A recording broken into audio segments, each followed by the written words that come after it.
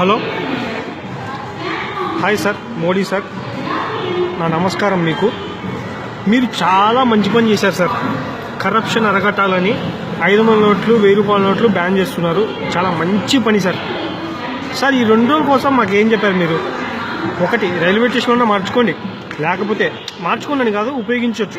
Railway స్టేషన్లలో ఇది necessary కాబట్టి.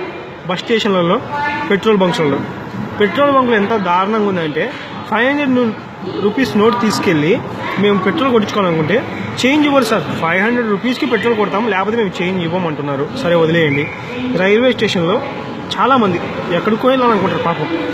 వాళ్ళ దగ్గర 500 కామన్ కదా సార్. ఇప్పుడు 500 మేము 100 రూపాయల నోట్లు పెట్టుకొని మీరు రాత్రికి అనౌన్స్ చేస్తే ఇక్కడ పెట్టుకొని తిరగరు కదా సార్. ఇక్కడికి వస్తే గుంటూరు రైల్వే స్టేషన్ కౌంటర్లో ఒక ఆమె కూర్చోంది. ఫుల్ చేంజ్ ఉంది సార్ ఆమె దగ్గర. చేంజ్ లేదని అబద్ధం చెప్తుంది, పక్కన పెట్టేద్దాం. బయట ఇప్పుడు కొత్త సిస్టమ్ వచ్చాయి. బయట ఒక ముసలాయన కొట్టిస్తుంటాడు.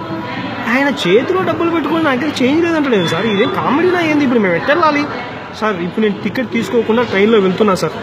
టికెట్ తీసుకోకుండా తీసి పట్టుకుంటాడు సార్. పట్టుకొని ఫైన్ వేస్తాడు. అప్పుడు నా దగ్గర ఫైన్ ఉంటుంది. ఫైన్కు 500 తీసుకుంటారు, టికెట్కి మాత్రం 500 తీసుకోరు. వీళ్ళ గురించి నాకు బాగా తెలుసు. మేబీ నన్ను పట్టుకోకపోవచ్చు. పట్టుకుంటే మాత్రం ఈ వీడియో మీ దగ్గరికి వచ్చేంతవరకు షేర్ చేయమని మా ఫ్రెండ్స్ అందరికి ఇప్పుడే ఫార్వర్డ్ చేస్తాను కూడా. సార్, మీరు మంచోళ్ళు, మంచి పని చేస్తున్నారు. కానీ వ్యవస్థ అలాంటిది కాదు సార్. వీళ్ళు మారరు సార్. మీరు నిన్నే కదా సార్ చెప్పింది రైల్వే స్టేషన్లలో బస్ స్టేషన్లో చెల్లుతుందని. వీళ్ళు అప్పుడే లేపారు సార్. ఇంకెప్పుడు సార్ ఇండియా డెవలప్ అవుతుంది అంటారు. ఎప్పటికీ కాదు. ఇలాంటి వాళ్ళు ఉంటే మాట వినాలి. మేము విన్నాగా, మిమ్మల్ని యాక్సెప్ట్ చేశాక చేయకోకుండా చేపిస్తారులే, అది వేరే విషయం. ఇప్పుడు ఎలా సార్ మేము వెళ్ళేది? మా దగ్గర నోట్లు లేవు. 500 రూపీస్ నోటే ఉన్నాయి. ఈ 2 రోజులు మీరు రైల్వే స్టేషన్లో బస్ స్టేషన్లో చెల్లుతుంది. మేము పెట్టా.